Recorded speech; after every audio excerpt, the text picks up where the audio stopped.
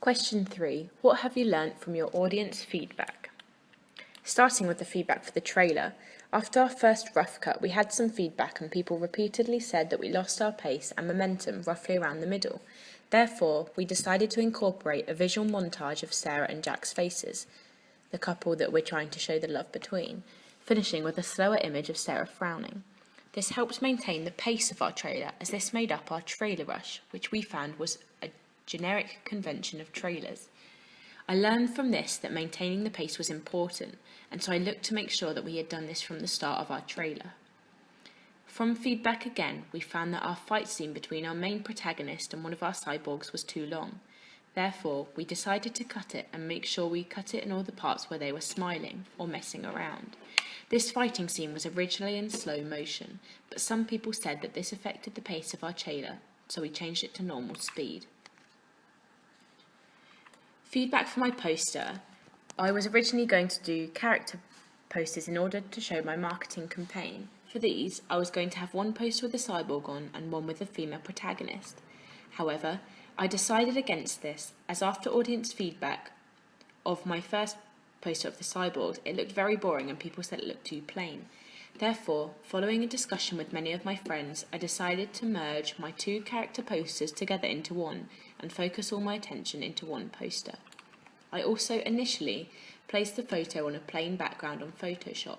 However, I got many comments that this again looked too simplistic. Following this, I didn't want to use a brightly coloured background, I decided instead to change the gradient of the background.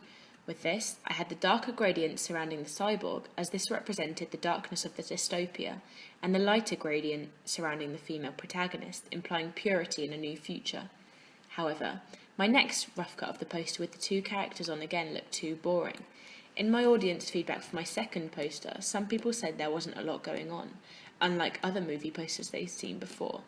So I decided to change my ideas again following the audience feedback, as I wanted to incorporate what they had said into my film poster.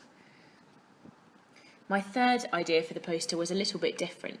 Instead of simply having the two characters placed on a gradient, I decided to have the female protagonist take up most of the poster to imply her importance within the film. I also took one of the cyborgs and copied her to make the poster more interesting and appealing to the audience. I definitely learnt from my poster audience feedback that it's really important to listen to the audience, as they're the people we're aiming our products at. The first cut of my magazine cover was one I had three characters on the cover with a light grey background and the masthead film extra. The first bit of audience feedback I had was that it looked too empty, which I knew already as it was still a work in progress. They also said they didn't like the title film extra on top. From this, I moved the title behind and put extra in the M of film to make it slightly more appealing to the audience.